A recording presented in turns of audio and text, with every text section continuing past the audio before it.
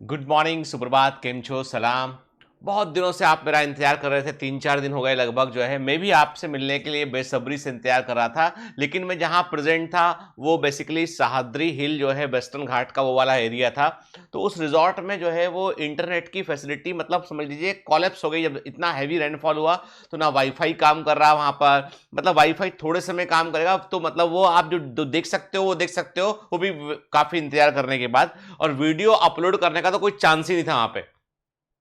एकदम हिल पर है वो रिजॉर्ट, तो वहां पर दिक्कत क्या होती है, वहां पर जो है बेसिक फैसिलिटी जैसे मोबाइल नेटवर्क ही काम नहीं करता है ना। ना एयरटेल काम करता, ना जियो काम करता, कोई भी काम नहीं करता है। तो मैं 4 दिन से वेट कर रहा था कि अब आपसे मिलूंगा, अब आपसे मिलूंगा। तो फाइनली मैं आई बैक टू मुंबई, वापस आ गया मैं। और इस पूरे 5 दिन का जो मेरा टूर था, उस 5-6 दिन का जो टूर था, उसमें मैंने बहुत आत्म आकलन किया मैंने, क्योंकि मेरे पास बहुत सारे अभी अलग अलग तरह के ऑफर आ रहे हैं। बायोमेंटर्स के पास बड़े सारे ऑफर आ रहे हैं। मैंने बहुत सोचा उस बारे में कि मुझे क्या आगे बढ़ना चाहिए, क्या मुझे किस प्रकार से मुझे बायोमेंटर्स के बारे में और अच्छा मैं कर सकता हूं।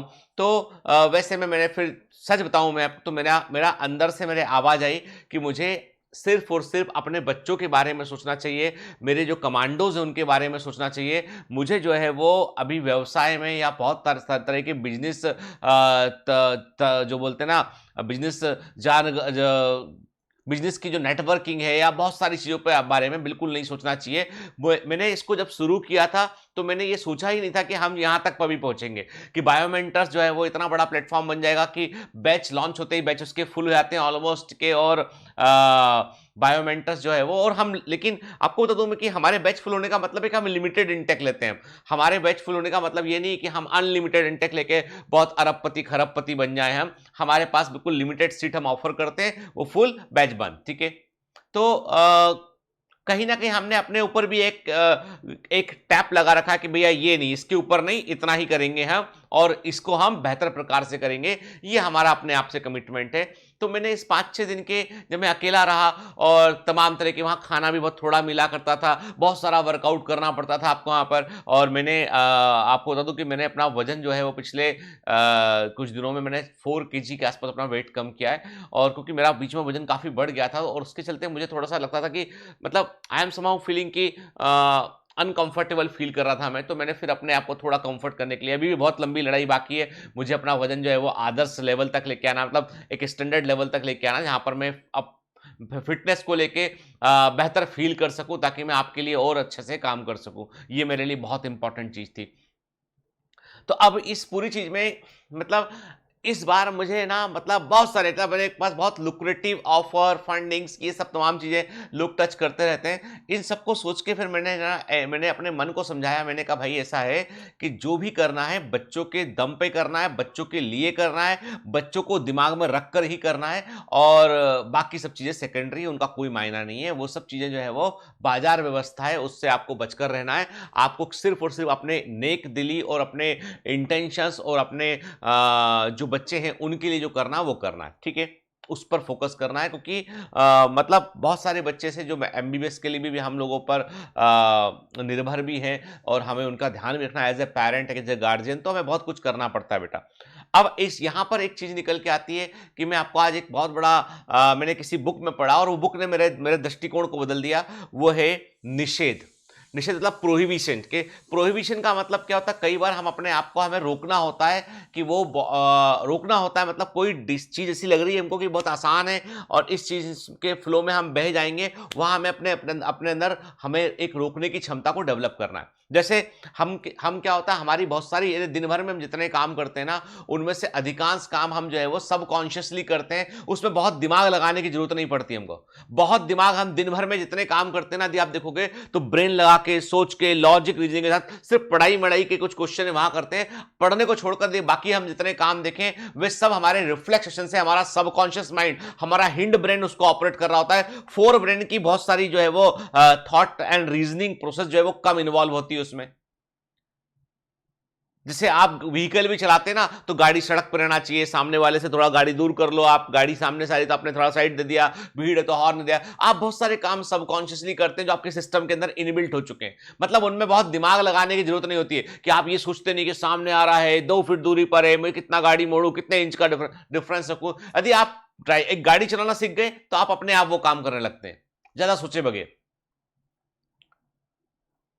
जिसे हम कहते हैं कि सबसे अधिक जो दुर्घटनाएं होती है ना, वो प्रोफेशनल ड्राइवर करते हैं। जब जो बहुत अच्छा गाड़ी चलाते हैं, सामने से अचानक से कोई बाइक वाला रोड के पर निकल के आ गया, उन्होंने उसे बचाने के लिए गाड़ी को रिफ्लेक्सली लेफ्ट मोड़ दिया उन्होंने, और गाड़ी सड़क से बाहर उतर गई, जाके पेड़ से टकरा गई।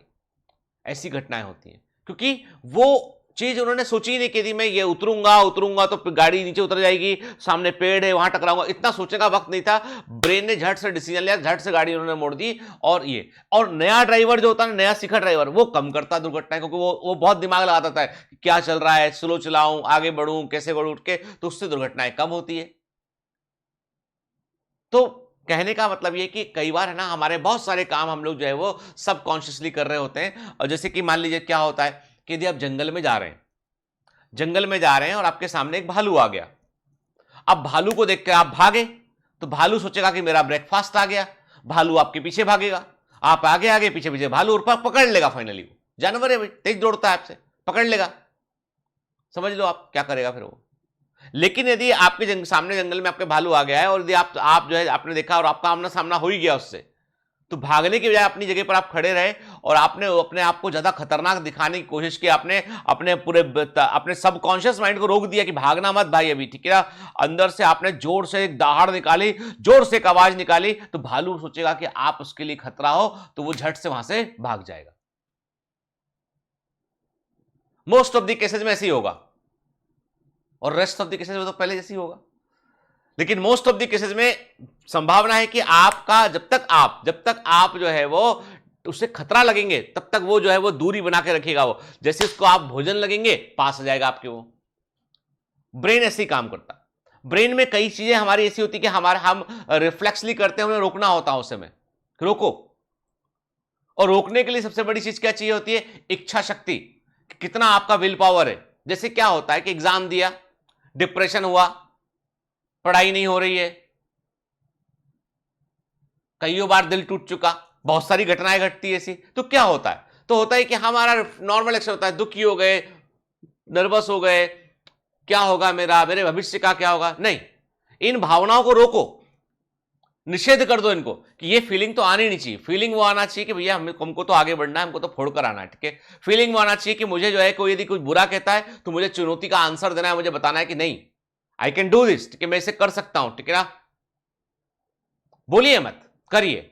और करने के लिए आपको अपने सबकॉन्शियस माइंड जो बहुत आसानी से रास्ता ढूंढता है, यानी वो हमेशा आसान रास्ता ढूंढता है। दिमाग हमेशा आसान रास्ता ढूंढता है क्योंकि उससे बॉडी की एनर्जी बचानी होती है, हमारे शरीर की एनर्जी बचानी होती है, इसलिए वो आसान रास्ता ढूंढता है कि आप आसान रास्ता चुन लो। वो उसके अंदर एक इनबिल्ट सर्किट है। जब आप उसे कष्ट दोगे तो बार बार बोलेगा अरे यार मत करो, आज अभी नहीं, कल से पढ़ाई शुरू करूंगा, मैं कल से 2 घंटा ज्यादा पढ़ूंगा, आज 2 घंटा मैं घूम के आता हूं, आज मैं 2 घंटा ऐसा करता हूं। तो बार बार दिमाग आपको जो है वो, फिर कई बार क्या लगेगा, उसको लगेगा कि यार जितेंद्र सर के यहाँ तो बायोमेंटस में ज्यादा पढ़ा रहे हैं ये लोग मेहनत कराते हैं बहुत सारा, है ना। और बार बार दिमाग बोलेगा अरे यार सर तो पढ़ा रहे हैं, सर ने तो ये भी बताया हुआ है, सर केवल एनसीईआरटी की बात क्यों नहीं कर रहे, सर तो हमको ये भी बता रहे हैं। 2022 का पेपर देखा था, भले ही एनसीईआरटी हो, लेकिन बहुत सारे क्वेश्चन ऐसे थे जिनमें रेफरेंसेस बाहर के थे, ट्रेलर है। पॉइंट इज दैट कि आपका दिमाग बार बार कंफर्ट ढूंढेगा, और मैं आपके दिमाग को बार बार डिस्कंफर्ट में लेके जा रहा हूं, क्योंकि मुझे मालूम है कि वो डिस्कंफर्ट से ही आप सफलता तक पहुंच पाएंगे। क्योंकि कोई भी दुनिया में ऐसी मशीन नहीं जिसकी क्षमता 100% दक्ष हो। हम जो भी करते हैं ना, उसका 50% 60% ही रिफ्लेक्ट कर पाते हैं। बेस्ट से बेस्ट मशीन की क्षमता जो प्रकृति में बनी है, नेचर के अंदर जो बेस्ट से बेस्ट प्रोसीजर है, उसका भी कैपेबिलिटी 44% है। प्रकृति के अंदर सबसे बेस्ट जो एक्शन चल रहे हैं, जो नेचर ने बनाए, 44% है। आदमी के द्वारा बनाई गई सबसे इफिशिएंट मशीन जो है, उसका परफॉर्मेंस 63% 64% है। इसके ऊपर तो मशीन ही नहीं बनी दक्ष। तो कहने का मतलब यह है कि वही हमारा ब्रेन का फंडा है। 100 चीजें पढ़ेंगे, 60 चीजें याद रहेंगी, 60 चीजें पढ़ेंगे तो उसमें से 40 भूल जाएंगे। पॉइंट इज दैट कि ब्रेन को हमको एक्सरसाइज कराना होता है। इसीलिए कई बार हम डिस्कंफर्ट जोन में बार बार जाते हैं। हमें लगता है सर ने तो क्वेश्चन टफ दे दिया, सर ने ऐसा क्वेश्चन दे दिया। नहीं, डरने का बिल्कुल नहीं। This is the part of the commando training. क्यों बायोमेंटस के बच्चे 700 नंबर लेके आए 720 में से, क्यों 695 आया और क्यों 715 आएगा? क्योंकि बच्चे हैं, वो संघर्ष कर रहे हैं उस चीज के लिए, वो समर्पित कर दिया अपने आप को, झोंक दिया अपने आप को। ज्यादा लेफ्ट और राइट नहीं सोचे वो। ज्यादा सोचने वाले बहुत सबकॉन्शियसली बहुत डिसीजन लेंगे, बचाव वाला डिसीजन लेंगे। आप बहुत सोचोगे, बहुत सोचोगे, बहुत सोचोगे, बचने का उपाय सोचोगे। कम सोचोगे, भिड़ जाओगे आप, और भिड़ जाओगे ना तो जीत जाओगे, भिड़ जाओगे तो जीत जाओगे। आज इतना ही, ठीक है? मिलते हैं कल, मिलते रहेंगे regular. Have a great day, all the best, bye bye.